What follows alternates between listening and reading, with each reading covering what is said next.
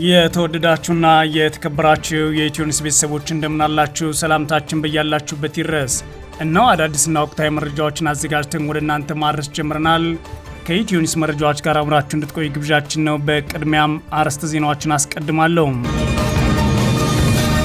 በአማራ ክልል የተለያዩ አካባቢዎች በአገዛዙ ጦርና ፋኖ ኃይሎች መካከል የሚደረገው ውጊያ ዛሬም ሰብአዊና ቁሳዊ ጉዳት እያደረሰ ቀጥሏል። በክልሉ የአማራ ክልል የብልጽግና አገዛዝ በትግራይ ክልል ስር የሚገኙ የራያ አላማጣ ቀጠና ሚኒሻዎች ሰብስቦ ስምሪት መስጠቱን ተነግሯል። ብርጋዴር ጄኔራል ካሳዬ ደምለው አንገብጋቢ ጉዳይ ላይ ነን ሲሉ ሚኒሻዎች መናገራቸውም ሰምተናል። በዝርዝር የምናየው ቀዳሚ ጉዳይ ነው። ኢትዮጵያውያን የኢትዮጵያን እድገት አላየንም አልሰማንም አትበሉ በማለት ኢትዮጵያውያንን በካዲነት ከሰሱ። የብልጽግናው ጠቅላይ ሚኒስትር አብይ በንግግራቸው አንቶኒዮ ጉተሬዝ ያላሉትና ያላካተቱትን ጨምረው የኢትዮጵያ እድገት በአፍሪካ ቀዳሚ መሆኑን ጉተሬዝ በአጽንኦት አስገንዝበዋል ሲሉ ተደምጠዋል። አብይ በቅርቡ ጉተሬዝ ሲናገር ሰምታችኋል። ኢትዮጵያ 10% የምታድግ ብቸኛ ሀገር ናት። በድፍን አፍሪካ እንደዚህ አይነት እድገት የሚያሳይ ሰው አገር የለም በማለት ሐሰተኛ መረጃ ሲናገሩ ተሰምተዋል። በዝርዝር የምናየው ሌላኛው ጉዳይ ነው። የኢራንና አሜሪካ የሰላም ንግግር ለማስቀጠል የፓኪስታን ባለስልጣናት ቴህራን ገቡ።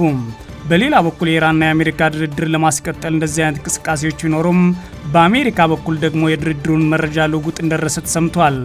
አሁን ላይ አሜሪካም ታላቅ የተባሉን የጦር መርከቧንም ከአካባቢ አስወጥታ ወደ ዋሽንግተን መመለሷም ተሰምቷል። የተወደዳችሁና የተከበራችሁ የኢትዮኒውስ ቤተሰቦች ወደ ዝርዝሩ አልፋለሁ። አብራችሁን ቆዩ። በአማራ ክልል የተለያዩ አካባቢዎች በአገዛዙ ጦርና ፋኖ ኃይሎች መካከል በተደረገው ውጊያ ሰብአዊና ቁሳዊ ጉዳት መድረሱ ሰምቷል። በሌላ በኩል የአማራ ክልል የብልጽግና አገዛዝ በትግራይ ክልል ስር የሚገኙ የራያ አላማጣ ቀጠና ሚኒሻዎች ሰብስቦ ስምሪት መስጠቱ ተነግሯል። ብርጋዴር ጄኔራል ካሳዬ ደምለው አንገብጋቢ ጉዳይ ላይ ነን ሲሉም ለሚኒሻዎቹ ተናግሯል። በዛሬው ዕለት ግንቦት 9 2018 ዓ.ም በአማራ ክልል ደቡብ ጎንደር ዞን እስቴ ወረዳ በአገዛዙ ጦርና ፋኖ ኃይሎች መካከል የሚደረገው ውጊያ መቀጠሉን የኢትዮኒውስ የፋኖ የመረጃ ምንጮች ተናግሯል። ዛሬ ከንጋት ጀምሮ በእስቴ ወረዳ ምክሬና ሾለክ አካባቢ በቀጠለው ውጊያ ሰብአዊና ቁሳዊ ጉዳት ደርሰዋል ሲሉ የመረጃ ምንጮች ናቸው የተናገሩት። የብልጽግና አገዛዝ በደቡብ ጎንደር ዞን ከምርጫ በፊት የዞኑ ከተሞች ከፋኖ ኃይሎች ማስለቀቅ በሚል የጀመረው ወታደራዊ ዘመቻ ላለፉት ሳምንታት መቀጠሉ የሚታወቅ ሲሆን በዘመቻው የአገዛዙ ጦር በሚተኩሳቸው ከባድ መሳሪያዎችና የድሮን ጥቃቶች በርካታ ንጹሃን ሲገደሉ ከፍተኛ የንብረት ውድመት መድረሱንም የመረጃ ምንጮች ጨምሮ ተናግሯል። በተመሳሳይ የፋኖ ኃይሎች በምዕራብ ጎጃም ዞን ቡሬ ወረዳና በሰሜን ወሎ ዞን ላስታ ቀጠና ባደረጉት ድንገተኛ ጥቃት በርካታ የአገዛዙ ጦር አባላት መገደላቸው ሰምቷል። በጎጃም የአገዛዙ ጦር ከቡሬ ከተማ ወደ ደረቁ አቅጣጫ ሲጓዝ በተፈጸመ ድንገተኛ ጥቃት ጉዳት ደርሶበታል ሲሉ የፋኖ የመረጃ ምንጮች ተናግሯል። በተመሳሳይ በላስታ ቀጠና ደባይራ አካባቢ በተከፈተ ድንገተኛ ተኩስ 9 የአገዛዙ ወታደሮች መገደላቸውን ነው የፋኖ ኃይሎች ያስታወቁት። በሌላ በኩል የአማራ ክልል የብልጽግና አገዛዝ በትግራይ ክልል ስር የሚገኙ የራያ አላማጣ ቀጠና ሚኒሻዎች ሰብስቦ ስምሪት መስጠቱ ተነግሯል። ብርጋዴር ጄኔራል ካሳ ደምለው አንገብጋቢ ጉዳይ ላይ ነን ሲሉ ለሚኒሻዎች ተናግረዋል። ባላማጣና ኮረም ተወስኖ የቆየው የብልጽግና አገዛዝ ኮማንድ ፖስት በትግራይ ኃይሎች ከበባ ተደርጎብኛል በሚል ጥር 22 2018 ዓ.ም ሙሉ ለሙሉ ፈርሶ ወደ ቆቦ ሸሽቶ መውጣቱን መዘገባችን ይታወቃል። በወቅቱ የብልጽግና አመራሮችና የሚኒሻ ኃይሉ አብሮ ተፈናቅሎ ለራያ ቆቦ ወረዳ ተጠልሎ ይገኛል። በትላንትናው ዕለት ታዲያ የአማራ ክልል የብልጽግና አገዛዝ አሁን ላይ በትግራይ ኃይሎች ስር የሚገኙ የሶስት ወረዳዎች ማለትም የራያ አላማጣ፣ የራያ ባላና የአላማጣ ከተማ ሚኒሻዎችን በቆቦ ጮቢበር ሰብስቦ ካወያየ በኋላ ስምር ይሰጧቸዋል ሲሉ የመረጃ ምንጮች ተናግረዋል።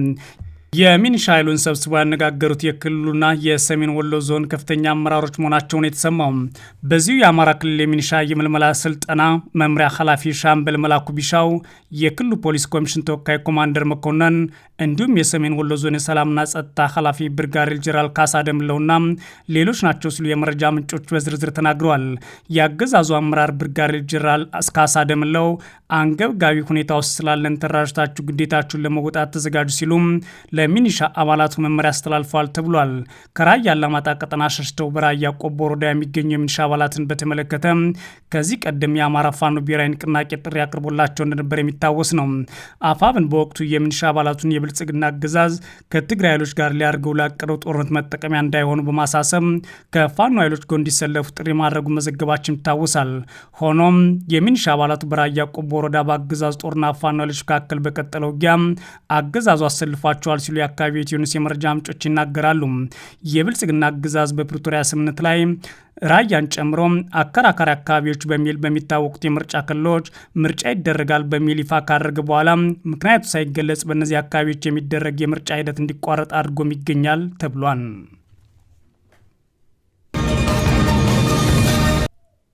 ኢትዮጵያውያን የኢትዮጵያን እድገት አላየንም አልሰማንም አትበሉ በማለት ኢትዮጵያውያንን በካዲነት ከሰሱ የብልጽግናው ጠቅላይ ሚኒስትር አብይ አህመድ በንግግራቸው አንቶኒዮ ጉተሬዝ ያላሉትና ያላካተቱትን ሀዝ ጨምረው የኢትዮጵያን ኢኮኖሚ እድገት በአፍሪካ ቀዳሚ መሆኑን ጉተሬዝ ተናገረ ሲሉ ሀሰት ተናግረዋል። የብልጽግናው ጠቅላይ ሚኒስትር አብይ አህመድ ሀሰት መናገር፣ ማስፈራራት፣ ዛቻና እሳቸው የሚያዩትን ሌሎች ኢትዮጵያውያን ማየት የማይችሉ የእሳቸው ለውጥና እድገት ለኢትዮጵያውያን የማይገባቸው በሚቀጥሉት ዓመታት ብቻ ሊገለጽላቸው የሚችል እውነት እንደሆነ ሲናገሩ የመጀመሪያቸው አይደለም።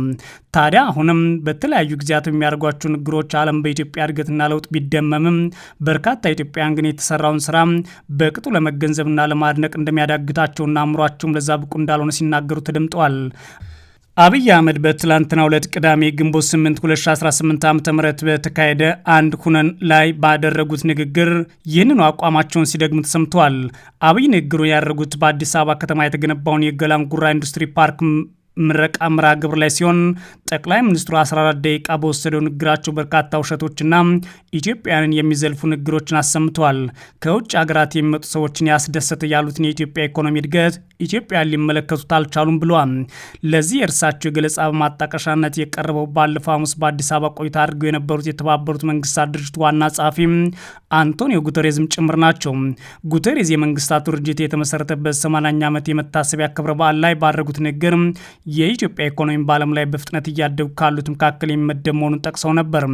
የብልጽግናው ጠቅላይ ሚኒስትር በትላንቱ ንግግራቸው ታዲያ የጉተሬዝን ንግግር ቀንጭበውና ጨማምረው ሰይድል ቀናኝ በማለት ሐሰተኛ መረጃ ተናግረዋል።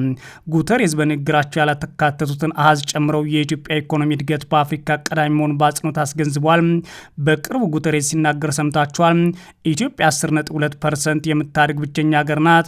በድፍን አፍሪካ 10.2% እድገት የሚያድግ አንድም ሀገር የለም ሲሉ ነው አብይ አህመድ የተናገሩትም።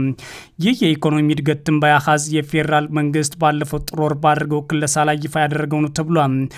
የዛዙ ፕሬዝዳንት ታዬ አጽቀሥላሴ መስከረም ወር መጨረሻ ላይ በሕዝብ ተወካዮችና በፌዴሬሽን ምክር ቤት መክፈቻ ላይ ባሰሙት ንግግር የፌዴራል መንግስት በ2018 ዓ.ም በጀት ዓመት በ9 በመቶ ያድጋል ይተጋልም ብለው ነበረ።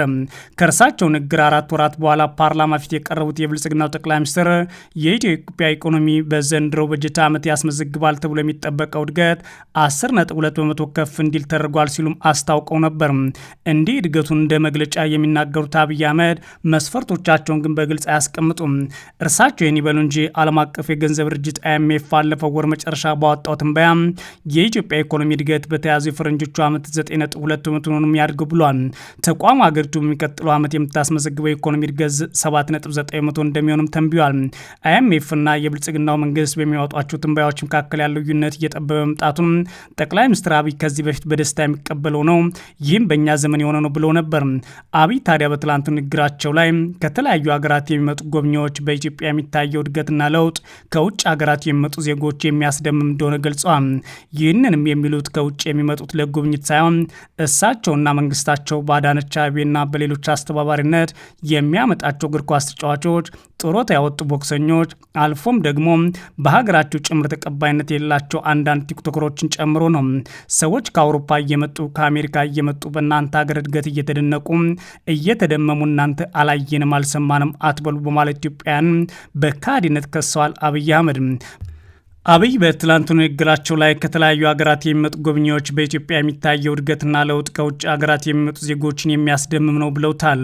ሰዎች ከአውሮፓ እየመጡ ከአሜሪካ እየመጡ በእናንተ ሀገር እድገት እየተደነቁ እየተደመሙ እናንተ አላየንም አልሰማንም አትበሉ የሚሉት ጠቅላይ ሚኒስትሩም በኢትዮጵያ ባለው ስራና ለውጥ ዓለም እየቀና እየተደነቀብን ባለ በዚህ ጊዜ ውስጥ እኛ አይናችን ከታወረ ለማደግ እንቸገራለን ሲሉ አስገንዝበዋል።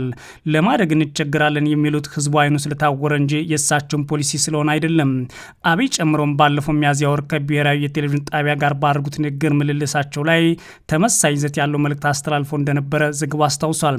አብይ በዚህ ቃለ ምልልሳቸው ብዙ ሰዎች አሁን ኢትዮጵያ ያለችበት ሁኔታ በደንብ የሚገባቸው አይመስለኝም፣ ዝም ብሎ ሲናገሩ ስሰማ እየተጓዝን ያለንበት ሩጫ ፍጥነት ውጤት የሚገባቸው አይደለም ሲሉም ተደምጠው ነበር። የብልጽግናው ጠቅላይ ሚኒስትር ፈረሰ የሚሉትንና ሌሎች ጉዳዮችን በተመለከተ በአዲስ አበባ የገነባቸው ቤቶች በተመለከተ አንስተዋል። አብይ አህመድ ለቴዲ አፍሮና ሌሎች ሰዎች በትላንትናው ንግግራቸውን በአሽሙር ምላሽ ሰጡ ሲሆን እኛ መሀል ገብተን አይደለም እንትን ያልነው ዳሩን ጭምር መሀል አድርገናል። ማንም ሰው ይህን ሊከሰን አይገባም። አሁን ላይ አዳዲስ ከተሞችን ነው እየሰራን ያለነው ማለት ምላሽ ሰጡም ተሰምተዋል።